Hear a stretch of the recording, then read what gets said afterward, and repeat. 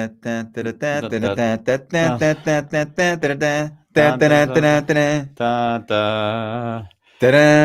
Oh. Andy is really good today.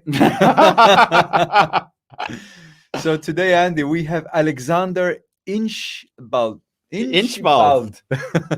I like the name actually because I'm assuming it's German, but we'll have to figure out if that's true or not. I didn't pick any because his German accent from- isn't German. No. His accent is certainly British, or he has that, but he's in Switzerland, so there's a lot going on that we still don't understand, which is nice. Exactly. And this guy apparently is an artist, and What do you mean? Apparently, he is an artist. he's an artist. What is apparent? No one, probably everybody is an artist, and no one's an artist. If we really wanted to be honest, who puts himself in extreme conditions. Yes, and within that connects to a part of himself which we might use peace. Yes, and channels an art piece through that space. And Bambos, where are we going to do that? Apparently on a wonderful kill, Sandy Shade. If I find the right button to press. Yes.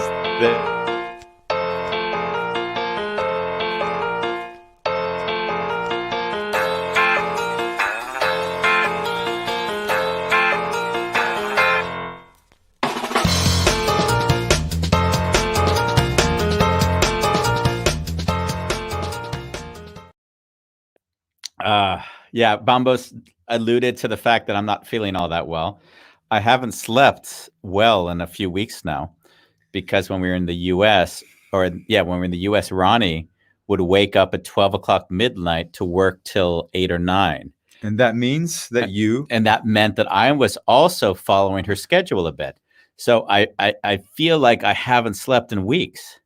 And since I haven't slept, my my motor functions are off. Like my head spins a little bit, and I get a bit nauseous, and now I'm so far off that I can't even sleep now. So I got up at 1 a.m, and I didn't sleep till 8 or 9 this morning. Wow! So have you tried chewing valerian root or something? No, I can try that. Yeah. I took some melatonin, but that didn't work. So Alexander Inchbald, the best thing is that the people that we love and respect, like Peter Koenig, who we had on for the Illusion of Money show, which is one of our most viewed shows ever. Do you know that? Oh, it's Sex and Money normally, right? Yeah, exactly. Sex and Money gets a lot of views. So and we love and adore Peter, and he's of course focused of the 2 books that I've written. He's in both. And he said, you've got to talk to Alexander Inchbald. And what I know when he says you got to talk to somebody, what he's really saying is you guys both have a fucked up way of seeing the world. So it's good that you meet, because there's no way he'd want to put people together that he thought were traditionalists. I love it. You know what I mean? You know him. Yeah. He wants to see the world twisted on its head and see that it still makes sense from Peter's perspective. So I looked at Alexander's thing, and he loves painting and exploring creativity in extreme conditions. And his work is in headquarters around the world, and some big headquarters, Tesla, and what is the other place I saw that it was quite Google headquarters? We'll talk to him about that.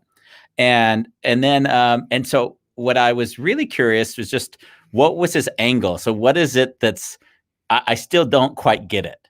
So I thought instead of introducing him, I thought it might be nice just to play the video that he created on his page, and then we bring him on and then have the discussion. I thought that would be the nicest way to begin. Let's do it. Yeah. So can you put the side on, and then we'll play it. 3, 2, 1.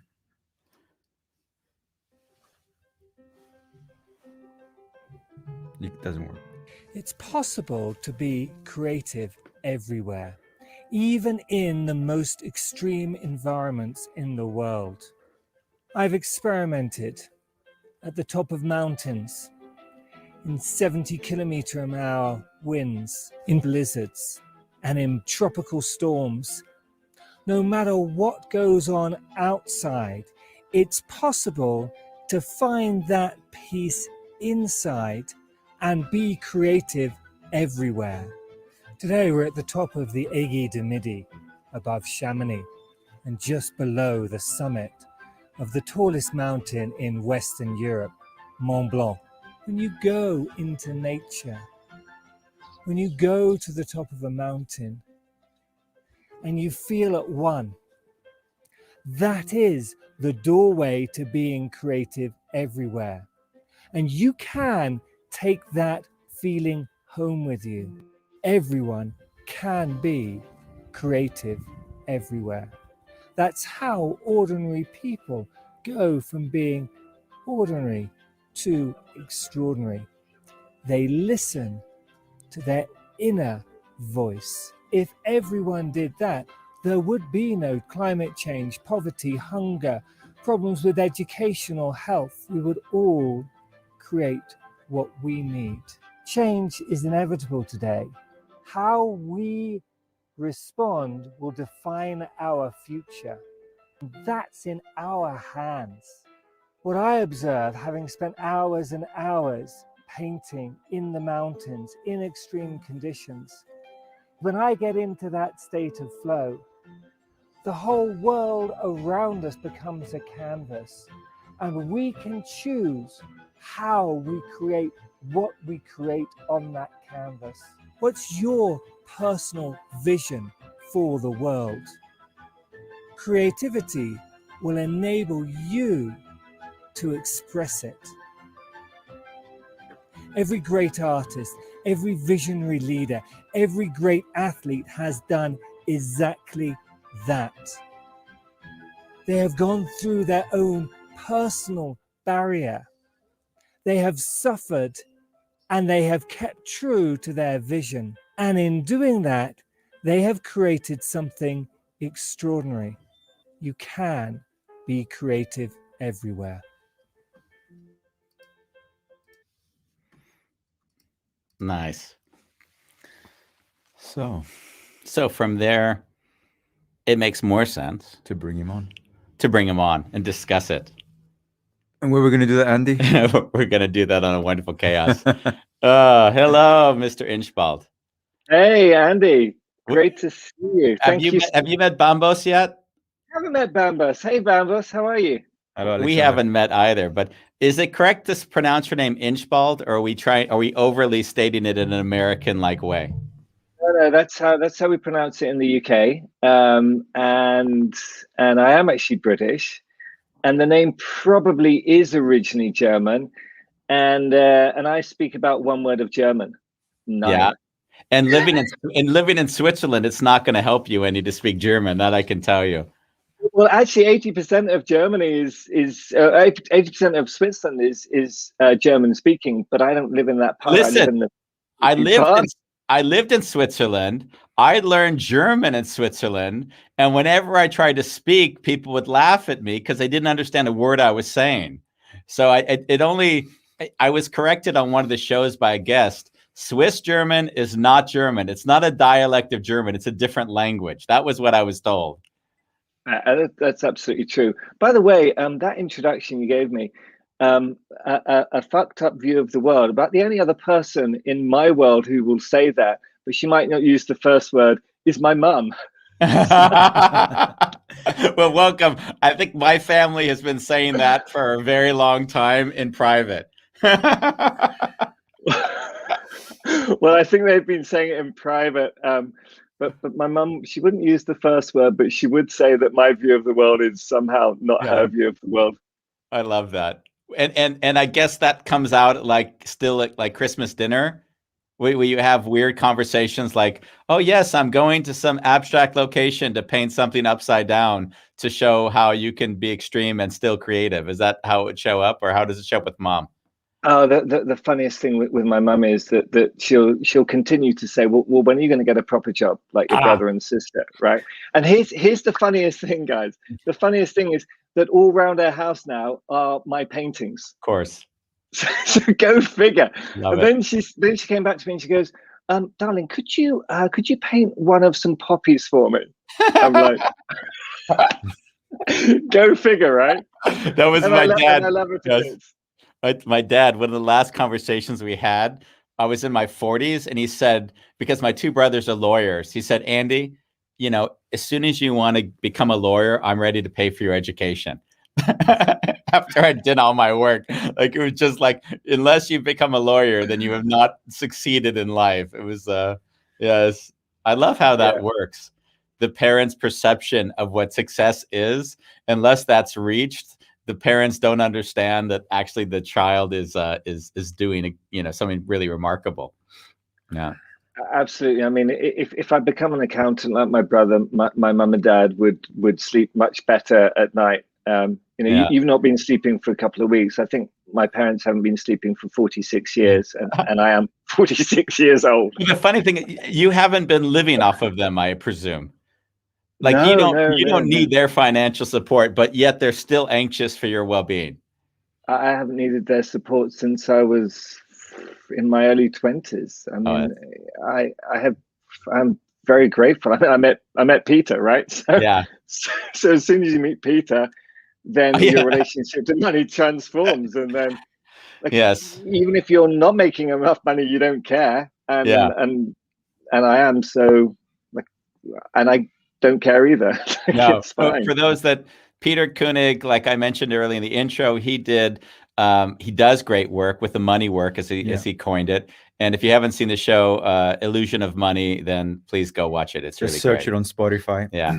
Go ahead. Well, Alexander, walk me through that first moment where you were in this extreme kind of conditions to make art. Like, did you kind of stumble upon it and you're like, oh shit, I might as well be here and create something? Or were you intentional about it? I was not intentional at all about it. I mean, I totally stumbled on this by accident. So I mean, just to give you a bit of the backstory, right? Age 16, my dad comes to me. I mentioned my mum, might as well get my dad into the equation as well. So if I go back, actually, age two, all I wanted to do was be an artist. Like, the first thing I ever remember is going into Mrs. Woodiett's kitchen. Like, so she was where I went to for playgroup. Going to the kitchen, and she's got everything set up to do a hand painting.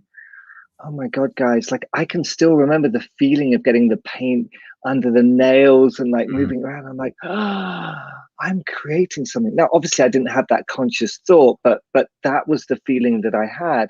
So then fast forward to age 16, and my dad comes to me. I think it was in the art studio at school. And he said, look, Alexander, I've just spoken to your art teacher, and I've spoken to your mum. She makes another appearance. And we've come to the conclusion you're never going to make money as a professional artist.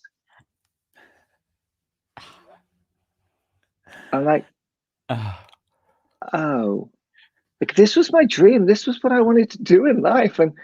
And like, my dream had just gone like that in how 1 old second. Are you? How old are you 16. when you first touched it? When you first touched the paint? 2. Wow.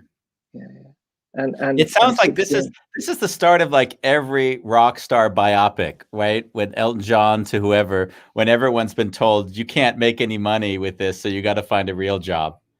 So I then went and got a real job. I went to university. I studied business. I went as low as it's possible to go. I mean, I had depression. We talk about depression. This is before it was acceptable to have depression. Yeah. Like nobody understood what depression was. I didn't eat properly. That was before it was acceptable for men not to eat properly. It was only like women who. So I was like, you're feeling shit. I would feel shit for 5 years. I felt shit for 5 years, 10 years, something like that. I'd wake up every morning, and the first thing I'd think is, I'm okay. And then I'd go, oh shit, I have to eat. And literally my stomach juices would start to build up, and I'd feel sick. And that was minimum 5 years. And still the tail end continued for 10 years. Lost my first job because get this, I wasn't creative enough. Right. So 14 years after I stopped, to answer your first question, Bambos, 14 years after I stopped, I moved to Switzerland. I'm working in the world of communications, advertising, doing some pretty cool stuff around the Sustainable Development Goals. Come here, do all of that stuff with UN and UNICEF and World Health Organization and other organizations based here, and I start painting on this mountain above Geneva. And that feeling, like that moment that I start to create again, like all the barriers open, I cry, like started crying. And the painting's shit, right? Like it's rubbish. Like, it's on painted 14 years. And then the next painting's rubbish. And the next one's rubbish. And I just continued to paint because I just love doing it. And I love the feeling that I'm having. And then one day, one of my mentors said to me, she said, look, go and paint outside.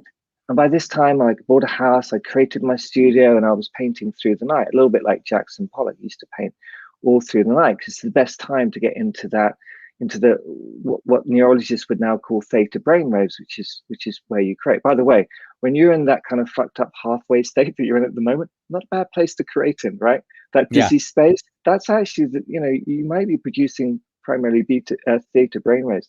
So that's what I used to do. And then this woman, she said to me, Eliza, she said, look, go outside and paint.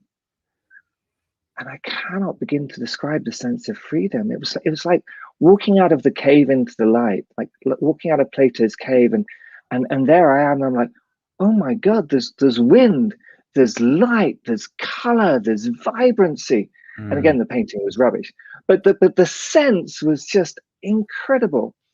And then I started to paint in what ended up being more and more extreme locations. And I discovered the most extreme location in the world is at the top of mountains, because what happens up there is the environment changes quicker. So the clouds come up, it snows, it rains, the winds get up, all these things. And here's the thing that really struck me, which I didn't talk about in that video, because that was about 5 years ago. I shot most of those films and then put it together. But what I began to see, and I couldn't describe it then, was that when you stop resisting the weather, when you stop resisting the snow or the rain, or like you've got a picture behind you where it was raining, like the whole of the right-hand side of that canvas literally ran. You can see your back on this picture. If Bambas moves over, you'll see your back is totally wet with rain. Yeah, and that was when I had hair, right? So that's how long ago it was, right? And the whole other side of the canvas is run because like it's raining, and I'm using water-based paints. What I discovered was that when you stop resisting the elements, they stop resisting you. And in that moment, you realize there's no separation between you and it, whatever you call it. In that moment, you realize you can influence any aspect of it. In fact, what I later discovered is you're influencing it all the time. It's just you're not consciously aware that you're influencing it, because as Rumi said, you're not a drop in the ocean, you're the entire ocean in a drop. And I was like, oh my God. I mean, this was such a big idea to me back then that I couldn't even articulate it. And even if I could, like we would have ended up with the conversation that we started off, or you start off with the introduction. Like, this is a fucked up view of the world, because who the hell is going to believe this? And so what I then started to do was read and read and read. And I started to just uncover some science that might start to explain this. But the real big idea was, what if we were to bring this back into those organizations who were trying to do some good in the world? So that then took me on a whole other journey. I wrote a book, I wrote a second book.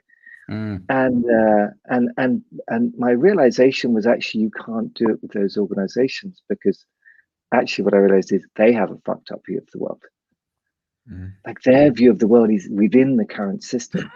So what extreme painting helped me to uncover was, actually, you need to create an entirely new world. And that's really, in a nutshell, what I'm trying to do.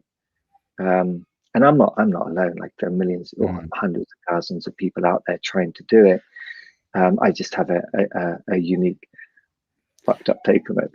I often say, because in a way, I identify with everything you've said. In fact, as you tell your story, I laugh, because it's just my story, in just the same fucked up 5 years in the business, dropped out, had nothing, lived in an attic space.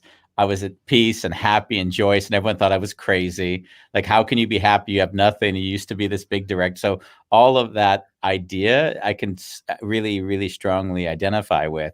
And then even the point which you said, which, now I'm going back in at first, trying to change it. What I noticed, which is really funny, you'll be able to identify with, I'm sure, is going back into companies and turning people's brains on to the freedom that they're not dependent on the fucked up companies they're in. What happens is they go outside of that company. So in a weird way, I had to go and apologize to the companies that I was working for because everyone was leaving. Like, I didn't know, how do I turn you on and then get you back interested in your own company? Because if you're on, you're not like, as you said, the painting, I'm no longer dependent on my environment, right? And that's what I was laughing. I'm always saying, if you have to be Buddha on the hill, then you're not really Buddha. You go back into the city and then you're Buddha, because that means you can at peace whatever environment you find yourself in, which is what I hear you speaking towards when you say working in extreme environments and letting it influence you and you influence it again. Yeah. Absolutely, Andy. I mean, I was in a conversation yesterday where they were like, I've helped 1,000 people to articulate what I call their purpose. Like, purpose is a commonly used word today, but for me, purpose is your essence. It's your spirit. It's who you are and why you exist. It's not what you do. And like, a lot of people say it's what you do, but that's not my definition. I'm fine with that definition. My definition is who you are and why you exist. And I've been doing this for one of my partners. Won't mention the name. Been doing it in a pharma company. Won't mention the name. And they were questioning, well, what's the value in this? And I'm like, well, there's no value actually unless you create something with it. And like, well, but what we've asked you to do is to do the purpose piece. I'm like, yeah, but what I've now realized is that only just unlocks creativity, and everyone's going to leave unless you help them to bring it to life. And the only example I have is someone who got it and left the company. And they're like, we can't use that example. I'm like, well, yeah, but he saw the light. But when you're dealing within the system, like I look at it and I go, well, who's got the fucked up view of the world then? Is it me? It also goes to Einstein, right? A problem can't be solved in the context in which it's been created. So in some ways, going back in and trying to solve the problem using another context which the group can't understand is just going to wreak havoc on a group. Yeah. Well, it normally does. It's like setting off a time bomb. So, I mean, I was in New York. What was it? But you remember when we used to be able to fly? Do you remember those days? Yeah, I got off a plane yesterday, so I know the feeling. It's pretty wild nowadays. Wow, how is it? What's that like flying? It's like a private jet, and now I know how a rock star feels, because you get to walk on. There's 5 people serving you, and there's no one else there. I saw your film, Alexander. When you're in the mountains in the cold, minus 24 degrees Celsius, like, your hands must be frozen. I saw that you weren't wearing gloves. So how do you actually keep control of your motoric system to actually create a painting? Oh, I do wear gloves. To burst that bubble, I do wear gloves. I actually bought. I went and I kitted myself out, and I bought the Arctic gear, right, to go and paint in. Right, so I bought, you know, those kind of puffer jackets that you get, like the really thick ones. Yeah. So I bought a really, really thick puffer jacket, but they also do them in trousers. So I bought these, and I look like literally like, you know, the old Michelin man with the big tires on. Yeah. I literally look like that when I go out and paint, and like big kind of ribs around the legs. And then I'm wearing thermal underwear, merino thermal underwear, really, really thick socks, really thick kind of fleece lined boots. Because it's not like you're going into the mountains and skiing or like doing something active in the mountains. I'm standing there. And it's not just the temperature's cold, then the wind chill gets up as well. And I'd love to claim that I painted at minus 24 degrees. It's probably got down to minus 24 degrees, including the wind chill. But what I realized is that the paint starts to freeze somewhere between -2 and about -10. And so if you get down to about -12, 14, no painting. Wow. And it's fine when the paint freezes on the canvas. That's okay, I realize, because you just have to paint quicker. It's a bit more of a problem when it starts to freeze on the palette, like you're holding the palette. Yeah. That's a bit of a problem, because you then really need to speed up. When it starts to freeze in the bottles, you're fucked. Like, that's the end of the painting, right? So what I started to do, this is how crazy I got. I started to buy those, you know, those frozen food bags that you get in supermarkets, like the really thick ones. Yeah. So I used to get those and then buy hand warmers and break open the hand warmers, drop them inside the frozen Insulation. food bag, Yeah. use it the opposite way around, so invert it. So I was going up the mountain like with these, like in the ski lifts, right? And Yeah. I had this frozen food bag on my shoulder and a big canvas in my hand. And these were the days when people used to ski, right? So you used to actually have people in ski resorts. And I tell you, the first time I did this, I mean, I was standing there and I just felt like I was naked. Genuinely, I felt like I was standing in this queue and everyone was staring at me going, what is he doing? Yeah. He's crazy. Especially in Switzerland, where they already think you're crazy for doing anything out of the normal. Oh, absolutely. I mean, you know that I mean, I love Swiss people, just to be clear. Just I bash them all the time. I bash them all the time on the show. He does. I want to stay in this country because I love it. So I love Swiss people. Be sensitive. And they think I'm crazy. Yeah, well, I'm okay with that. I had a Swiss girlfriend for 5 years, and we weren't allowed to hold hands in public because, God forbid, someone might think that was a extreme public display of affection.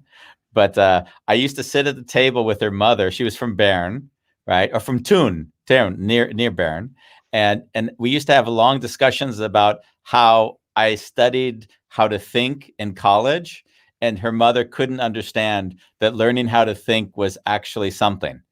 Like, no, you must have a trade. You must be a carpenter or a plumber or something that you can make money with. Thinking does not make money. That was our big Swiss blow. Well, I tell you what I love about Switzerland, right? I'm gonna put a vote in for Switzerland. And what I love about Switzerland is all these Swiss Germans, right? They follow the rules. Oh. They follow the rules. Totally. And so what happened, like, I'm not going to mention the C word, but you remember this whole kind of lockdown thing that's been going on around the world, right? So they all followed the rules. And Switzerland became the safest country in the world for about 3 months. And I was like, thank God for all these people who follow the rules, because where I come from in the UK, nobody really follows the rules. And where I lived for 11 years in France, I mean, the whole thing's based on revolution. So if anyone creates a rule, it's wrong by definition. It has to be wrong. So thank God I live in Switzerland. Poland was the only country. No, everyone's looking to start a revolution. I was in Saas-Fee, by the way, which is in Switzerland, during that lockdown period. And it was the safest place to be in Europe at that time for that reason. Yeah. Yeah, I mean, Saas-Fee is just there. Yeah. I always get confused with StreamYard because it inverts things. So I'm pointing there, and of course my hand's pointing in the opposite direction. And Thun is just behind me. Thun's about an hour that way, and Saas-Fee is about a couple of hours that way. I would turn my camera around and show you the view, but it's a bit cloudy today. I mean, there are mountains literally outside. There's a lake outside, Lake Geneva, right outside. Of course. And there are mountains. But of course, you can make it all up, but we don't even see it. It'll probably be better that way. Bolalong, who is our friend from South Africa, who's with us on a daily basis, he says, are the Swiss conservative people? That's what he was asking you.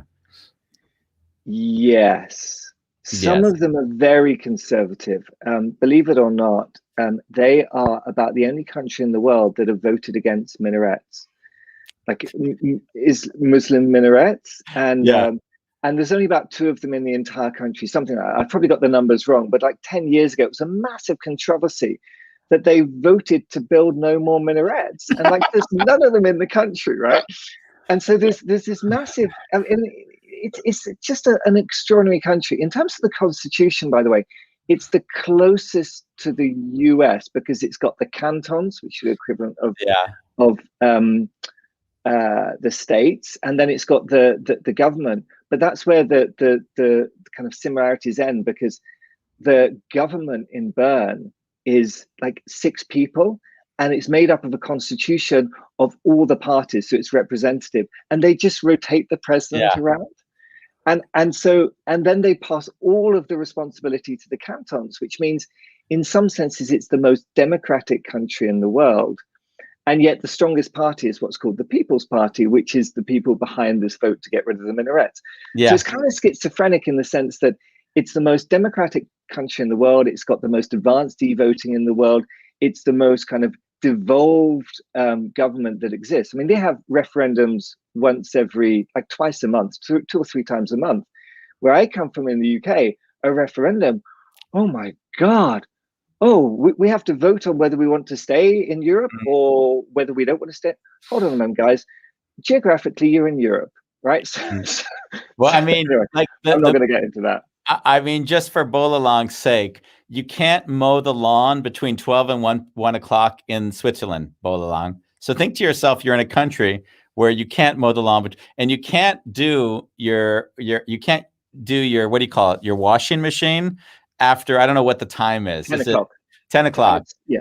And is it excluded on Sundays, or are you allowed to do it on a Sunday? I think you're not allowed to do it on a Sunday. You mean if you're living you are allowed to do it on a Sunday, but you're not allowed to cut your lawn on a Sunday. You're not allowed to cut your lawn on a Sunday. Okay. Yes. Think about this. It's a nationwide thing that everyone knows. You can't mow your lawn between 12 and 1. That's fascinating if you think about it. Yeah. And by the way, here's another one. So if you make noise after 10 o'clock in the evening, right? The name of the podcast. Then what will happen? Yeah, we've slightly got off topic. It's fine. So what will happen? Like 10 o'clock in the evening, if you're making too much noise in your apartment, right?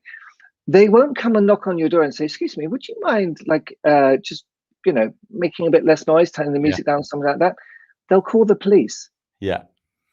Like, so literally, the knock you get on the door is, "Good evening, sir. We've just had a complaint. We'd like you to turn the music down." That's passive aggressive if I've ever seen it. There's no love in that. So let's move back. I see Bambos wanting to move away from banging on the Swiss. I could do it the whole show. I know. And I think we should create a show just for that. We'll bring you and a couple of other people, maybe Peter. Alexander, I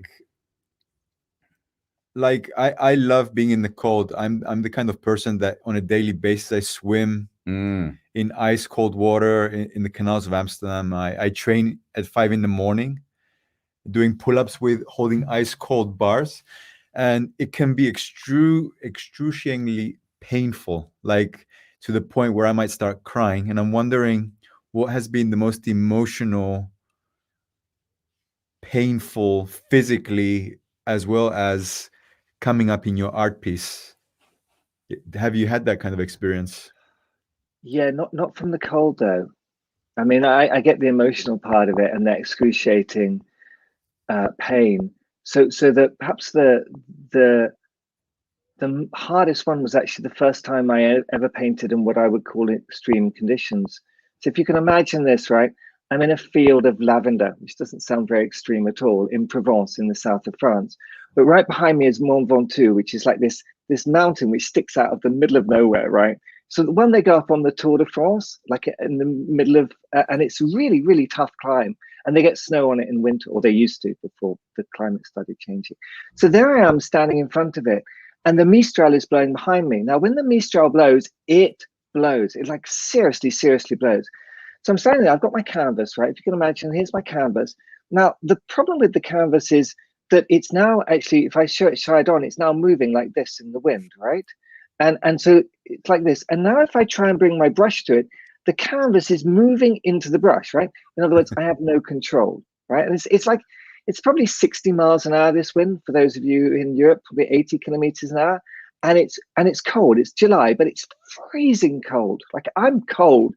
So I put all my clothes on, I'm standing there, and the canvas is doing this, and it's constantly doing this. Well, I cannot control anything. So I put more easels up. I put 3 easels behind it. I start putting rocks into the easel. I start weighing it down. Still, it's doing this. So at a certain point, I'm like, I lose it. I start shouting at the wind. I'm shouting. I go, for fuck's sake, I've come here to. So I've lost it, right? Did you film it? I filmed part of it, right? There isn't me like throwing paintbrushes, like doing my whole Van Gogh thing, but I am angry. And I gave up 3 hours, and I gave up, and I went back to, this was before Airbnb, right? So I go back to the B&B, give up. Following morning, get up, and I start to, I go and paint a different painting, and I finish that painting, and I go off to lunch, and I have lunch, get in my car, and I've abandoned for the weekend. And the second painting is like, it's okay. But when I get in the car, it says there's a 4-hour delay on the auto, and I'm like, I'm not going a 4-hour delay. So I literally do a diversion, and it takes me right back where I painted the other day. And I'm like, is this a sign? Like, is somebody trying to tell me something?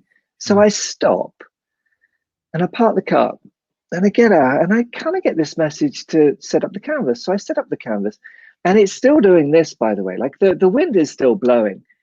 And I sit down and I meditate just to center myself. And this time I get this message to try something entirely different, which I've never done before. And for some reason, unknown to me, I have this organic sponge with me. You know, the type that used to be in fashion to paint walls, like in the 80s, used to be a cool thing to do. Yeah. So I grabbed this sponge and I loaded up with paint and I grabbed the side of the canvas. And I suddenly observe in that moment, the only thing that's resisting the wind is me. The lavender's perfectly blowing in the wind. The tree in the middle of the lavender is perfectly blowing in the wind. The canvas is perfectly blowing in the wind. Even the easel's blowing in the wind. The only thing which is resisting this wind is me. And in that moment, I felt the wind. It was like it blew through me. And I started to flow with the wind. And in that moment, the painting, like it became the best painting I'd ever painted in 10 minutes. It went from this pile of rubbish to this amazing painting, all because I'd stopped resisting the wind. And that was the moment at which I realized I didn't know consciously at that moment what I was really supposed to be doing or what I was being called to do. But it was the first moment that I observe what happens when you stop resisting something and you really observe you're in connection with it. And then it flows through you and then it actually helps you to create it, which sounds like just a crazy, crazy thing to talk about with your head. But somehow with your heart, you understand that. You understand that you're not separate from it. And of course, the wind is part of it. So anyway, I kept on having experiences like that. But every time it happens more extreme. And then I have to catch it. So I was doing something similar. I'll tell you one more story about the wind because I think you'll like this one, Ambus.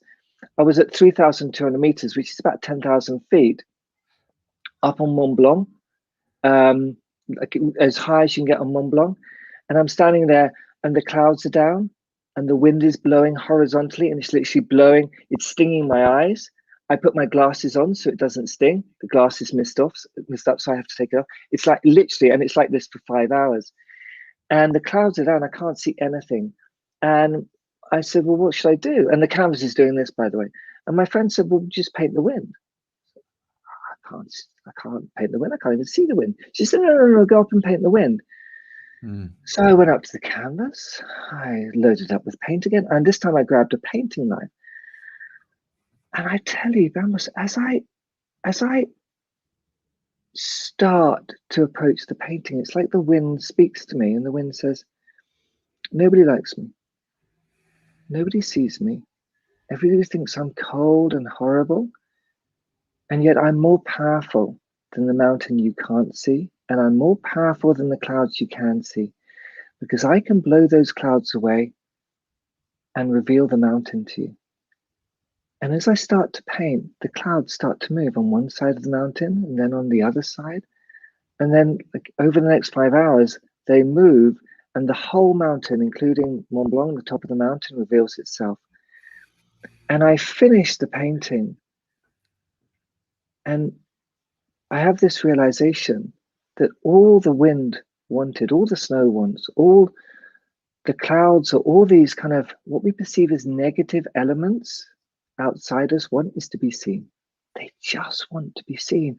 And when you see them, they stop fighting you. They stop resisting you. And It's 10 minutes. Like feminine. It's exactly that. And 10 minutes after I stop painting, right, the wind stops blowing. No wind. Gone. And I'm like, how do you explain this using logical Newtonian science? You can't do it. And you're right, it is the divine feminine. I mean, if you look at all the spiritual traditions, they all describe this perfectly. So I get why you would put yourself in that cold, because in that moment, what you're doing is you're embracing what we perceive as negative.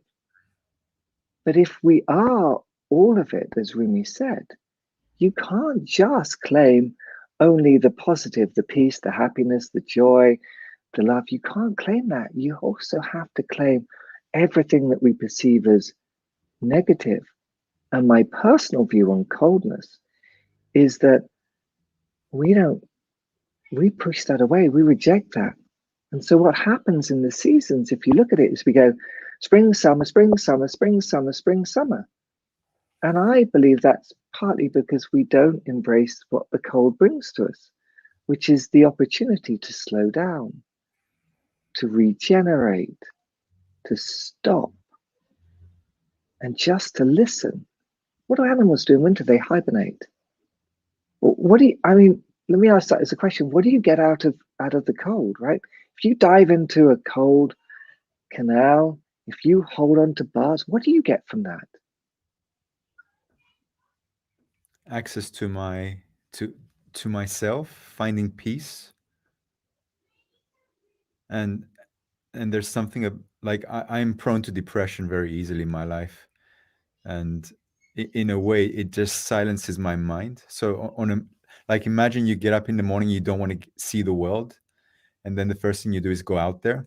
When you come back, it just rejuvenates my whole existence. Yeah. He's extreme, Yes. Alexander. He's He extreme. is extreme. He is extreme. There's I once went swimming in the North Sea in November. In fact, I did it last year, and it was seriously cold. And I went in with a British Royal Marine. I was coaching on a program, and he was one of the fellow facilitators. And he said, "Do you know the way to get into really, really cold water?" I said, "No, I have no idea." He said, "Slowly.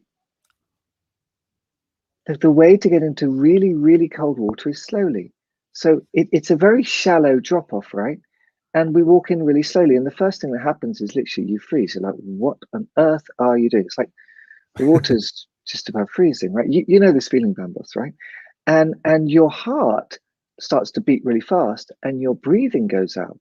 And he says, go slowly, stop, wait for your breathing to normalize, and then you continue. So 10 meters, another 10 meters, and then eventually you're out there. Now, in that moment, everything's at peace. And what was really interesting is there was, going back to one of your early comments, Andy, there was a guy there who I ended up helping quite significantly. He was a senior manager in a major international organization. And you know the brand he's working for, everyone does, actually. And I wish I could mention it because we'd all have a good giggle. But anyway, he was depressed, and he'd been off work for like 12 months, and he'd only just come back. And his head of HR had said, "I think you ought to go on this program." So he came on this 2-day, was it 5-day retreat up on the Isle of Bute in Scotland.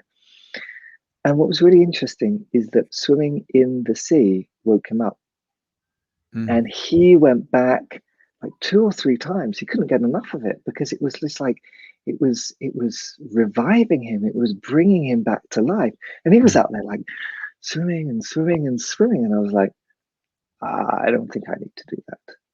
Like, I'm not depressed anymore. I went out, got deep enough, got back out, and I was like, okay, I've had the experience. That's enough for me. But I totally get it, because you're embracing that aspect of you which we suppress.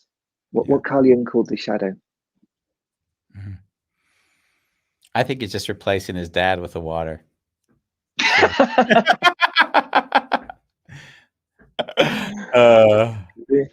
By the way, Bolalong has written some beautiful statements as you were talking. He said, as you were doing that, that you can click it, that the weather is trying to co-create with you. And as you were saying that, I have to admit, I was thinking to myself, it could very well be that that's how the Impressionist painters happened. They weren't actually doing it intentionally. It was just their brushes kept beating against and they said, wow, there's something here that we didn't know before. Yeah. Bolong, I think you're absolutely right. I mean, Yeah. there's another story of painting in a blizzard, and I really didn't intend to paint in a blizzard. And it starts snowing again. You lose control because the paint starts to run on the canvas. And then at a certain point, I stop, and I'm like, "Oh my God, something extraordinary is happening on the canvas!" Right? That the paint is mixing with the snow, and it's forming these really interesting shapes on the canvas. I'm like, right, well, what's my role then? And who's painting now? Because it's not me, right? Is the snow painting? Is the paint painting? Or is there something greater than me painting through me? And I continue painting, and it was just this phenomenal experience where I was, and this one, by the way, has been videoed. Like my mate Tony videoed this one. You can actually find it. I think it's on the homepage of my website. It's actually there at the top of the homepage of my website. And then we get right to the end of the painting, and it stops snowing. And right at that moment, my mate Tony goes, "Have you finished?" And I'm like, "Yeah, I think so." He goes, "Yeah, so do I." That moment, the sun comes out, and it melts the ice, which is holding the paint to the canvas. So all the paint runs off the canvas. Wow. So I start the painting with a blank canvas, and I end the painting with a blank canvas. And to Bolalong's point, what did the snow do? Well, it did co-create. But what happens in any co-creation? It's only transient, right? Every relationship is not, it's not an eternal relationship. Okay, we talk about soulmates, we talk about soul families, we talk about those kind of connections, but a relationship is only for a certain amount of time. And in this case, it was just for a couple of hours, and it partnered with me for a couple of hours. It was fantastic, or partnered, I would say, with the essence of me. It wasn't partnering with my ego. It wasn't partnering with my identity. It was partnering with the essence of me, or I was partnering with it, depending on which way you look at it. And then at the end, partnership complete, job done, blank canvas. And all we have is the story and the video, and the video's pretty phenomenal. It reminds me of the Buddhist practice of the sand, and then having the sand wipe away, of course. You know, the Buddhist practice. And my friend always says over and over again, it's only the painting that doesn't know desire. Like he continues to. Brilliant. Yeah. Although every painting has a spirit. Right. Sure. And so, and everything that's created has a spirit. So, you know, we often kind of go, well, what happens when you finish the painting? Well, it's a really interesting question, because actually the painting continues to grow and change. Okay, if you take, you know, you're standing in front of some sunflowers, right? And I painted the sunflowers. Well, so did Vincent van Gogh, right? He painted quite a few sunflowers, and they became incredibly famous. But when he died, they were worth nothing. Yeah. Nothing. He sold 2 paintings in his lifetime. They weren't the sunflowers, and he sold both of them to his brother. So the sunflowers were worth nothing. But now they're in a gallery called the Van Gogh Museum in Amsterdam, right, in the Netherlands, and they're worth millions and millions of dollars each. So what happened between the moment that he created it and now? Marketing. Well, those paintings. Satan's little helpers. Do you know that? Well, I mean, that was the world I used to work in, and I think marketing is manipulation. I think it is. Yeah, of course. Right? Yeah.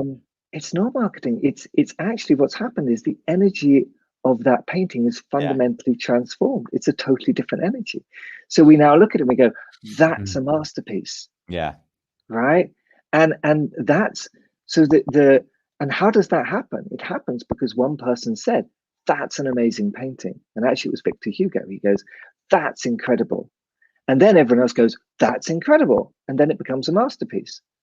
Right? And which I'd love to, sorry to interrupt you, but I'd love to go there because I believe the new book is #masterpiece. Is that correct? That And is correct. and the one thing we've spoken a lot on the show about, which obviously I can identify with, and I always say this, is a great leader in the sense of a leader who's living well beyond their time, trying to create a future reality that no one yet sees, is actually crazy. Because you'd have to be crazy to have a dream that's beyond what other people's capacity is. And then in time, by you being crazy, everyone catches up to you. And then all of a sudden they pretend like they didn't even, that they always believed that this was going to happen because it's now normalized.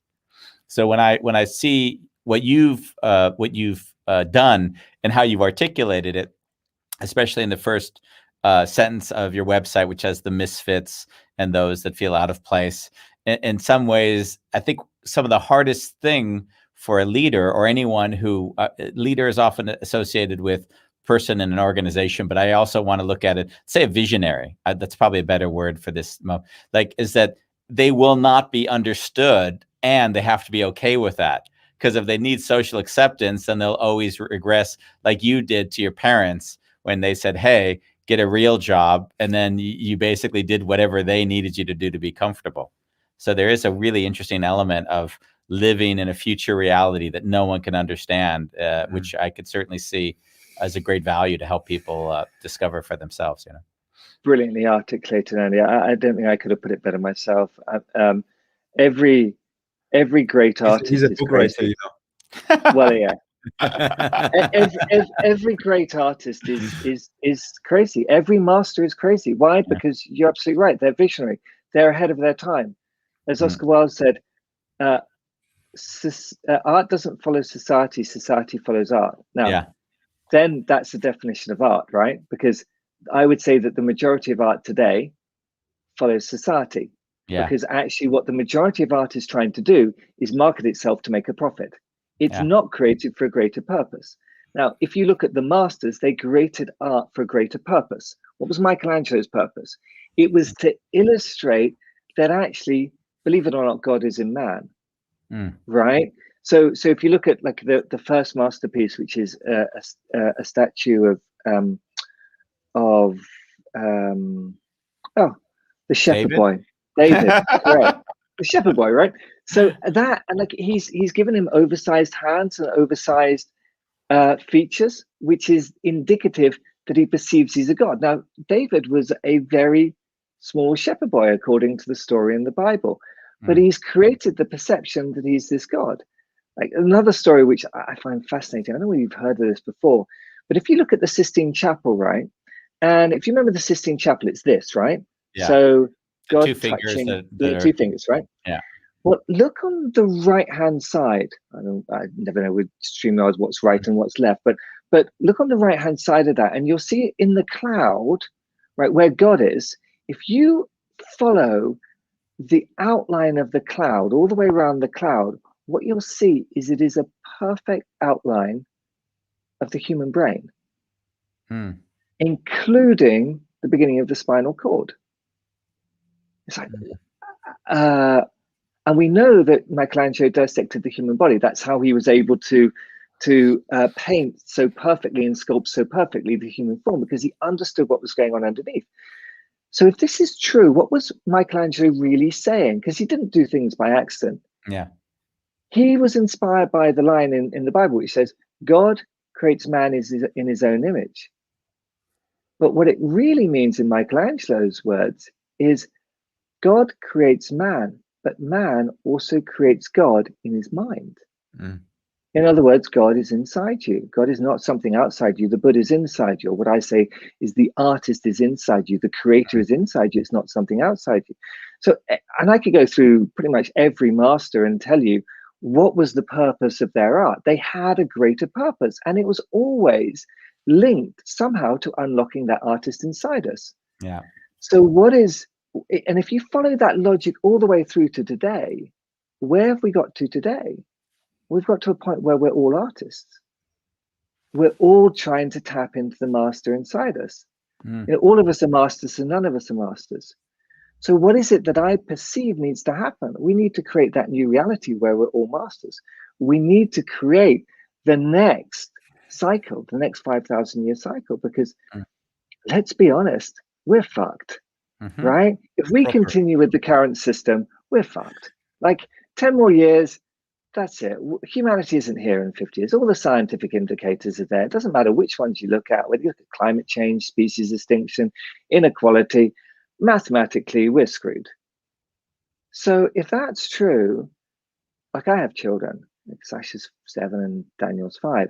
I love playing with my children. I'm okay if the planet goes extinct. I'm okay. Well, not planet, but humanity goes extinct. I'm fine. I love playing with my children. So I'm like, well, what could I do to be able to play with my children a bit longer? I could help everyone create that new reality. How could I do that? I could help them create their masterpiece.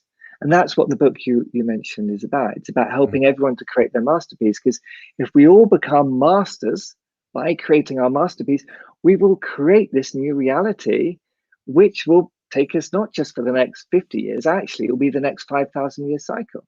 Because what I observe is that all of these cycles have come to an end.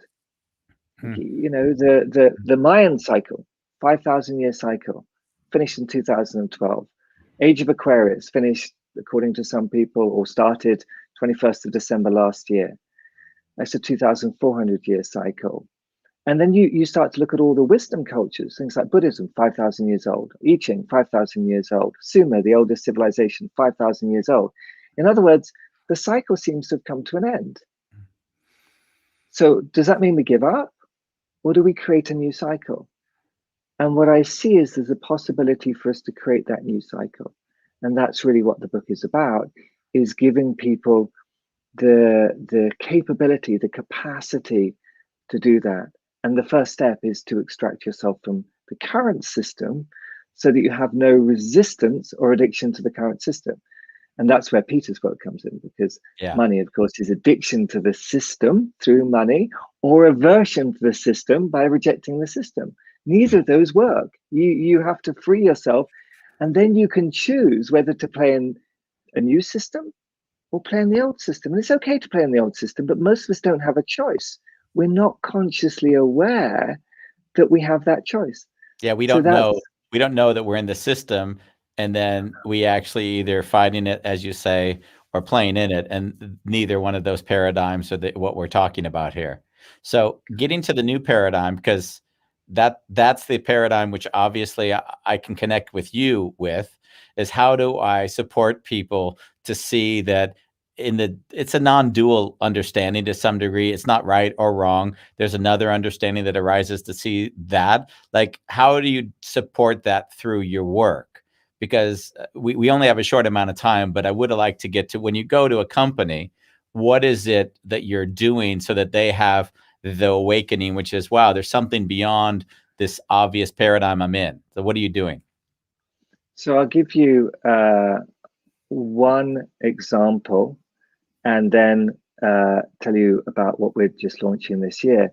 So the example is working with a major fashion brand last year, work with the CEO, work with the management team. First step is to articulate their personal purpose, to connect them into that source energy, who they truly are. Second step is to work out what their mission is. What is it that they're really trying to bring into the world? In this case, the fashion brand is around femininity.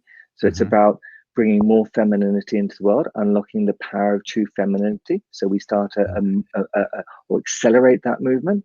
Next step is, what is the masterpiece? And in other words, what is it that you're going to create, a new product, program, or service, or all of them, which is going to support this? And then what does the timeline look like in order to bring that into reality? And so that was a 2-day program. The communications about what they're doing is already out there. They've already made a step in that direction. It's significant. It's already creating shockwaves. We did something similar with HP. I have mentioned the brand, but it's out there. They became the most responsible company in North America. Now, I can't take full credit for that, but I worked with the chief sustainability officer, and I helped making some tweaks there. And then he took that program that we developed and helped across the whole business to make it the most responsible company in North America. crazy. So what we're now launching is a program called Masterpiece Creation, which is for CEOs and leaders of ecosystems. And that's a program which starts in South Africa, where we literally extract ourselves from the current system by going to what's called the cradle of humankind, which is millions of years old. So if this system is 5,000 years old, we go back millions of years back. We do the same thing, tap into purpose, unlock power. Then we come here to Switzerland, money and mission, because Switzerland's associated with money. We're above the journey that Hannibal took over the Alps. We're in that location where Napoleon and Hannibal went over the Alps. So mission next chapter. Then we go to Norway, to one of the most beautiful fields in the world. And we dive into the depths, help you to work out what your masterpiece is. And then we go to Jordan. And in the space of nothingness, as close as we can get to the first civilization, we create something. We create that entirely new system. So that's what we're up to. That's fun. I just want to take the trips. Forget about the course. Yeah, he'll probably make pictures. We'll make pictures. We'll make videos. I've seen that I've been enjoying photography a lot. In that seeing a different perspective in objects has been something I've enjoyed very much the last few months. So macro views on things, as you've probably witnessed in my photos the last weeks. So beautiful. Thank you. We've come to our hour. Thank you, Alexander. Thank you, Alexander. Gentlemen. Thank you, Bambus. Thank you, Andy. Wow, it's gone fast, huh? Yeah, I see, of course, why Peter wanted us to be together, because he could see that we were basically, pulling at the same string on the sweater, and both of us are trying to see if we can pull fast enough so that the sweater comes off. Exactly. So the sweater comes off, and then we go, oh wow, I'm naked. I need a new sweater. Exactly. Yeah, you think that this sweater was well made, but I can tell you it really wasn't. No. Well, actually, it was brilliantly made. You're right. Because humanity has become the greatest success story this planet has ever seen. Yeah. It was brilliantly made. True. It's just it won't take us to the next level. Exactly. Yeah. It suited what it needed to do at the time it was created, without a doubt. Yeah. Did it brilliantly. Yeah. Sweet. Well, thank you. It was really great being with you, and I certainly see us connecting in the future. There's 4 things I didn't discuss that I realize we have connections with, including like training locations in South Africa. That if you don't have one, I've been working with a company down there as well. So there's a lot of things going on. It would be great to connect about independently of this. Yeah, Andy, let's do that with great pleasure. And if there are questions which you feel we need to explore, always happy to come back. And nice. There's a lot of stuff in here, so I'd love to connect with you guys again. I see we're on a parallel journey, and I love what you guys are doing. This is, by the way, let me just add, A Wonderful Chaos is a masterpiece, in my opinion.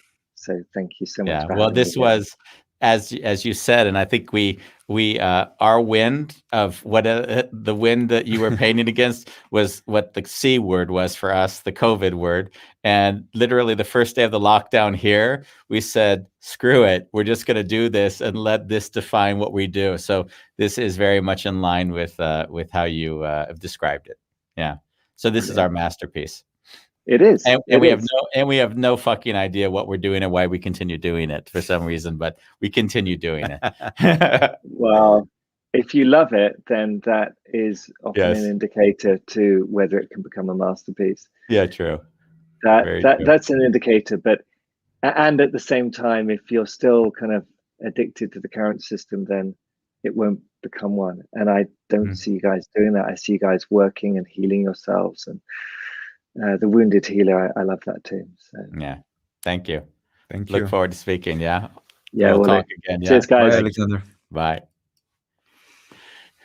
Your sweater is fading. I noticed. I got to wear darker clothes if I don't want to mix into the green screen. That was fun. Yeah. I could very, very much, I believe, you as well. How was it for you? I mean, I could connect with a lot, as I said. How was it for you? I enjoyed it. Also, how you would take something that he said and how it shows up in your life. Then I got both perspectives, which was nice. Nice. Because you know me long enough and you've read enough of it that whenever I translate it into my world, it's almost like my language you now understand. Yeah. and I have my own foreign language as well, right? Well, that was cool. I don't know who we've got on tomorrow's show. Do you remember who we have tomorrow? And this wonderful chaos. How the hell do I think? Get ready. Remember, sometimes you forget that we have an outro as well. So basically, we're gonna have somebody on tomorrow. We're certain you're gonna like it. I think it's the gratitude person. Oh, the gratitude junkie, Chris Palmore. Dear Gratitude was a book he just came out with, an anthology of letters written to gratitude, and he's just a sweetheart. You got to watch it. You'll just enjoy. You have to watch it. And Andy, where are we going to do that? On A Wonderful Chaos. Are you going to click the button, Andy? Unless you want me to own that the rest of the time we're together, then you better click it.